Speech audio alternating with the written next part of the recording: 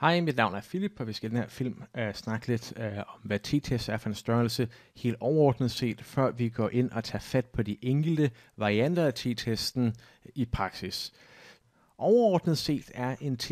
Helt overordnet set er t-tests en gruppe af statistiske tests, som har det formål at måle, hvor sandsynligt det er, at forskelle imellem grupper, okay, det er det, der er vigtigt, måles som gennemsnittet af en continually dependent variable, kan være en funktion af vilkårlighed.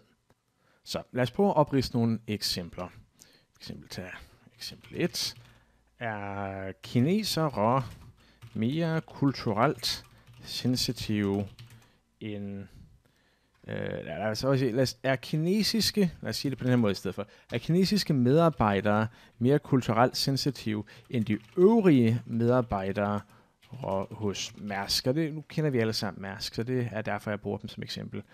Det kunne være et eksempel. Vi kunne også tage, er mænd mere intelligente end kvinder? Den var også oppe i medierne. Og vi kan tage den her. Er skilsmissebørn mere tilbøjelige til at blive deprimerede end børn hos samlevende? Børn af samlevende hedder det.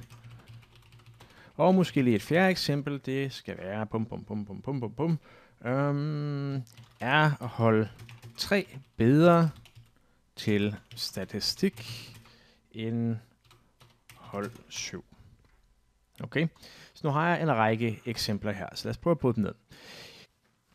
I det første eksempel har vi 2 grupper. Vi har kinesiske medarbejdere, som udgør en gruppe hos de samlede medarbejdere ved Mærsk. Dem er vi interesseret i at sammenligne med de øvrige medarbejdere hos Mærsk. Og vi vil gerne sammenligne dem på et eller andet parameter. Vi prøver altid at sammenligne, og det giver sig selv, at lige så snart vi sammenligner et eller andet, så sammenligner vi det på et eller andet. Vi kan ikke bare sammenligne noget. Vi kan sammenligne nogen på højde, vi kan sammenligne nogen på alder. Vi kan ikke bare sammenligne dem, uden at have noget at sammenligne dem på. Så for at kunne have noget at sammenligne dem på, så skal vi have en eller anden form for afhængig variabel, og den kan jeg markere ved rødt. Her så er det, hvorvidt at kinesiske medarbejdere er mere kulturelt sensitive. Okay, så vi har 2 grupper. Vi har gruppe 1, som er kinesiske medarbejdere, og vi har gruppe 2, som er de øvrige medarbejdere hos Mærsk. Og dem vil vi gerne sammenligne på en eller anden målestok. I det her tilfælde kulturel sensitivitet. Her, når vi kigger på målestokken, som er det, vi gerne vil sammenligne dem på, så er det egentlig det samme som at sige the dependent variable, eller vores outcome variable. Det betyder i realiteten bare, at der er en eller anden fælles målestok, vi måler de 2 grupper på. Og det kan vi repræsentere ved sådan en sort vandret streg, som repræsenterer en x-akse, som går fra en eller anden værdi, vi kan fx sige 0 op til 100. Okay? Jeg kan lige få et par ekstra tal til, for at give vores skala lidt mere mening. Altså 75 her i midten, og 25. Okay, så ideen er, at vi gerne vil sammenligne 2 grupper på den her målestok, kulturel sensitivitet, fordi vi gerne vil sige noget om de medlemmer, der er i gruppen. Det vil fx ikke være specielt interessant blot at sammenligne en kineser med en medarbejder ved Mærsk, med en af de øvrige medarbejdere ved Mærsk. Det vil vi ikke kunne udlede ret meget af. Men ideen om at sammenligne en gruppe med en anden gruppe er simpelthen, at vi prøver at sige noget generelt om gruppen i forhold til den anden gruppe. Og her er det klart, at her skal vi have et gennemsnit. Et gennemsnit er jo trods alt et mål for den centrale tendens i hver gruppe. Så tager vi for eksempel gennemsnittet i kulturel sensitivitet fra 0 til 100 for de øvrige, altså alle medarbejdere hos Mærsk, kan det være, at det for eksempel ligger her. Vi repræsenterer med sådan en streg. Og tager vi gennemsnittet for de kinesiske medarbejdere hos Mærsk, kan det for eksempel være, at det ligger her. De er ikke specielt kulturelt sensitive, lader vi ligesom om. Right? I det her tilfælde vil gennemsnittet for de kinesiske medarbejdere, det vil være vores sample mean. Det kan vi skrive sådan her. Og vi kan fx sige, hvad skal det være? Det kan være, at det er 32. Right? Og så skal vi til at tænke os om, hvad er det, vi sammenligner dem med? Her så sammenligner vi de kinesiske medarbejdere, altså en delsum af hele populationen med hele populationen. Hele populationen er alle de andre medarbejdere ved Mærsk. Det vil altså sige, at det her det er vores populationsgennemsnit, og det skriver vi som my. Det er vigtigt at bemærke, at det er ikke altid kendt. Vi skal også lige give det en værdi. 69 måske. Nu finder jeg bare lige på tal. Men lad os sige, det er ikke altid kendt. Det er meget sjældent, vi rent faktisk kender en eller anden værdi for populationen. Det giver sig selv. Vi kan ikke måle samtlige 5,2 millioner mennesker i Danmark, eller vi kan ikke måle alle mænd i hele verden, hvis vi gerne vil sige noget med responstid.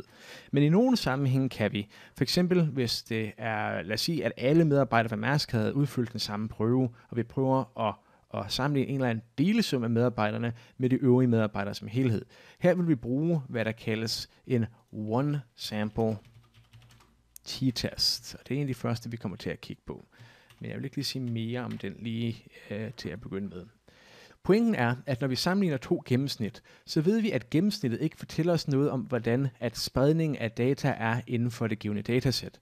Så vi må altså antage, at der for eksempel blandt kinesere er en eller anden spredning af dataen, som jeg kan repræsentere ved sådan en form for klokkeformet kurve her, og at det er der formodentlig også ved Mærsk. Og den måde, at den her klokke måske er formet på, eller den måde, at spredningen er formet på, er selvfølgelig en funktion af det data, der er inde i det. Lad os prøve at kopiere den her distribution. Jeg vil lave et andet eksempel, bare for at illustrere forskellen. Lige på at slette alt det her, bare så vi bare lige har skalaen. Og så siger vi, i stedet for, at der er en stor forskel mellem de to, så siger vi, at vores kinesere ligger her, og vi siger, at vores Mærskfolk ligger her. Så siger vi måske på at lave cirka, i hvert fald en eller anden form for fordeling, vi lige kan kigge på. Så siger vi, at Mærskfordelingen ligger måske sådan her. Det vi kan se her, og nu har vi måske to gennemsnit, lad os sige igen, jeg ved ikke hvad det er, det er et eller andet, og det her, vores my, er vores populationsgennemsnit. Det vi kan se, og det er simpelthen den vigtige pointe her, det er, at der er en del af de to fordelinger, som overlapper.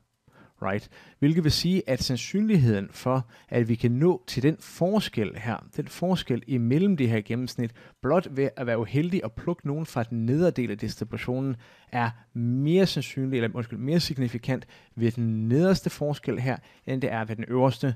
Så når vi kigger på forskel imellem gennemsnit, så prøver vi altså at se, hvor sandsynligt er det, på samme måde som vi går med binomialtesten, at denne her forskel kan være opstået ene og alene som funktion af vilkårlighed. Er det tilpas usandsynligt, siger vi, at forskellen er signifikant. Og det vi definerer som tilpas usandsynligt, er ligesom før, det er, hvad sandsynligheden for, at den her forskel kan være opstået som følge af vilkårlighed, er mindre end 0,05, altså mindre end 5%. Så er sandsynligheden for resultatet mindre end 0,05, kalder vi forskellen signifikant.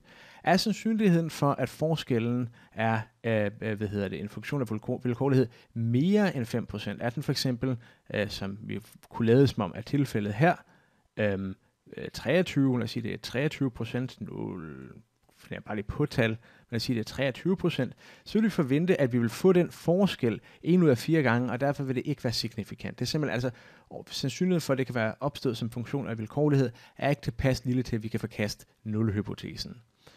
Så det er grundlæggende set det, som er logikken i t-tests. Det er klart, at når vi prøver at sammenligne distributioner, er der nogle ting, der skal være på plads. Så det her ting kalder man antagelser. Den første antagelse er, at der ikke er nogen outliers. Ingen outliers. Og hvorfor er det det? Det er det, fordi hvis vi nu forestiller os, at vi havde en distribution, jeg kan lige prøve at tegne en lille bitte distribution heroppe.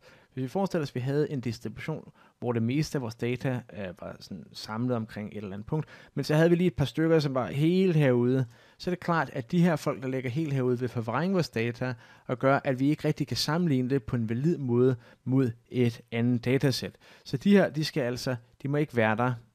Dem kan vi enten pille ud, der er flere forskellige ting, vi skal gøre, men vi må altså ikke bare køre testen, uden at tænke om outliers, eller tænke på, hvad vi gør med outliers. Så det er antagelse nummer 1.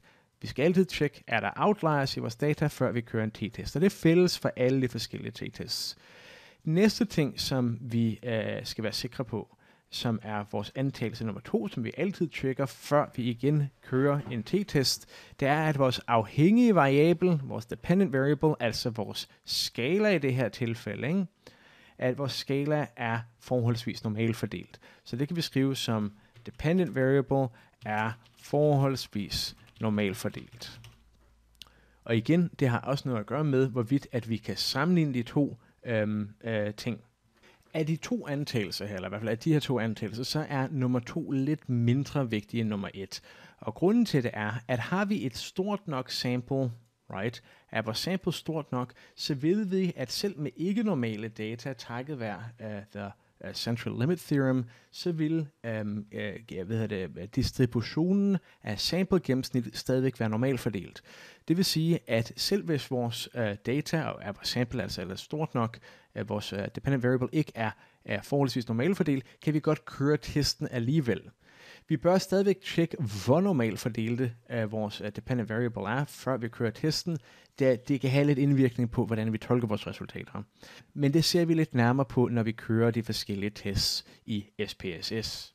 Okay, det sammenfatter min overordnede introduktion til t-tests, altså en test for gruppeforskel. Lad os prøve at gå op lige og læse det, vi skrev i lyset af det, vi har kigget på. T-tests er en gruppe af statistiske tests, som har det formål at måle, hvor sandsynligt det er, at forskellen mellem grupper, målt som gennemsnittet af en kontinuerlig afhængig variabel, kan være en funktion af vilkårlighed. Er sandsynligheden meget lille, kalder vi forskellen signifikant, og er sandsynligheden ikke så lille, er forskellen ikke signifikant. I næste overordnede introduktionsfilm prøver vi at kigge lidt nærmere på de forskellige typer af t-tests, før vi giver os i kast med SPSS. Så jeg håber selvfølgelig, at du vælger at se med der. Mit navn er Philip. Hvis du har nogle spørgsmål til t-tests eller noget som helst andet i dit liv, så er du velkommen til at stille dem til Mathias eller jeg eller din instructor ved nærmest kommende skolegang. Ellers er det bare tilbage at sige tak for at du er med, og kan du have en rigtig god dag.